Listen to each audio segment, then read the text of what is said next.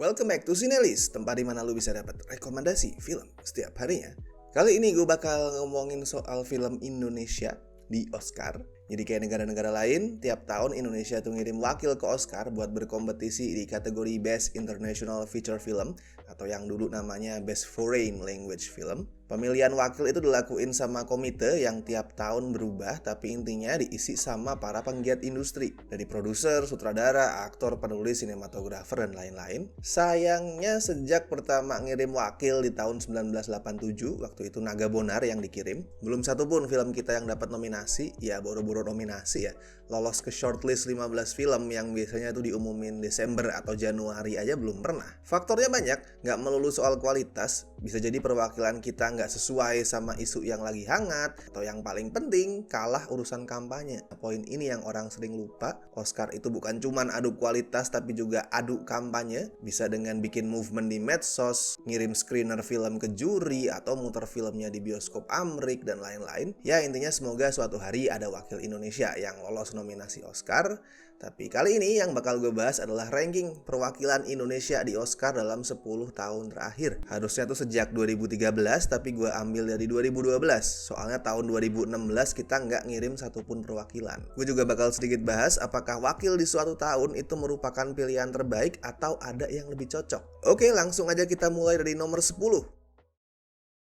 Di nomor 10 ada Sang Kiai. Ini pilihan yang agak bikin garuk-garuk kepala buat gue.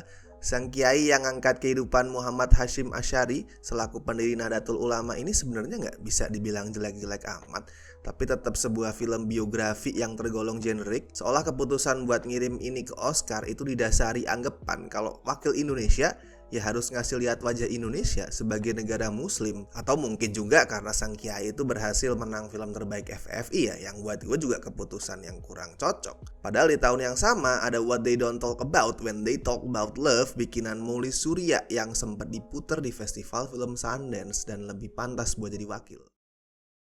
Di nomor 9 ada Soekarno. Sekali lagi Soekarno ini nggak jelek dan lebih bagus kalau mau dibandingin sama Sang Kiai, tapi masih punya banyak kekurangan khas film biopik generik. Soekarno ini sebenarnya rilis tahun 2013, tapi di bulan Desember, jadi baru memenuhi persyaratan maju sebagai perwakilan tuh tahun 2014. Dan sebenarnya banyak banget film rilisan 2014 yang lebih layak. Misal Selamat Pagi Malam bikinan Lucky Kuswandi, atau kalau mau nonjolin hal yang Indonesia banget ada Cahaya dari Timur Beta Maluku. Terus ada satu film yang punya reputasi tinggi di kancah internasional, yaitu The Raid 2. Mungkin dianggapnya kurang pas kalau ngirim action ke Oscar, tapi kalau mau ngomongin peluang, biar gimana pun peluang The Raid 2 itu lebih tinggi dibanding Soekarno.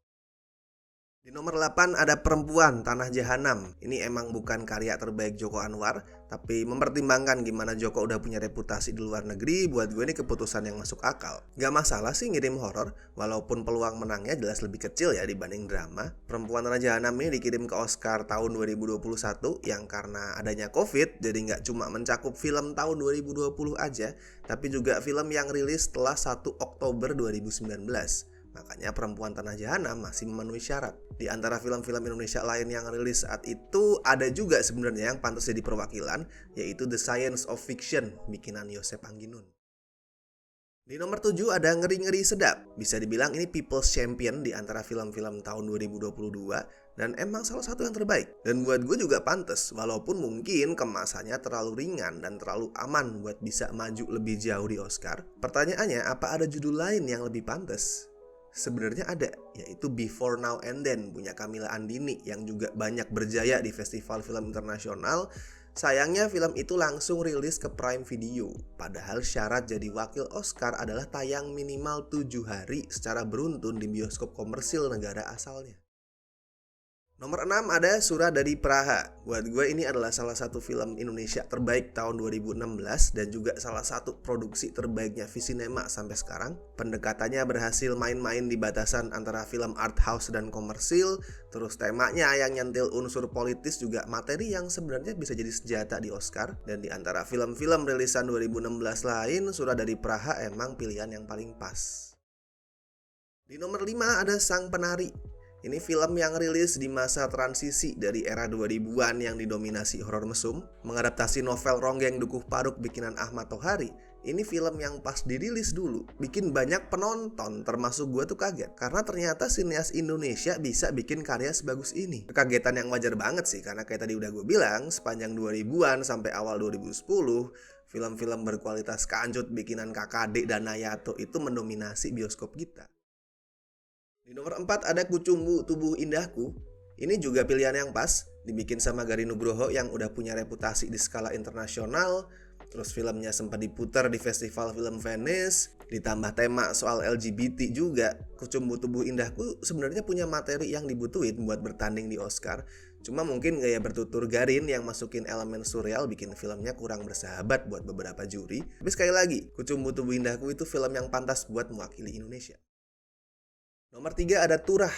Film yang luar biasa bagus sekaligus luar biasa segar karena ngambil latar di Tegal yang masih jarang dipakai sama sinias kita. Wicaksono Wisnulegowo selaku sutradara itu nerapin pendekatan realis buat menangkap kehidupan warga kampung Tirang yang bergulat dengan kemiskinan. Turah ini perwakilan yang pantas, tapi kalau ada judul lain yang bisa jadi opsi buat mewakili Indonesia di Oscar tahun 2018, buat gue itu adalah Istirahatlah Kata-Kata, bikinan Yosep Anginun yang merupakan biografi Wiji Tukul. Nomor 2 ada Yuni. Kepantasan film garapan Kamila Andini ini buat mewakili Indonesia nggak bisa dibantah.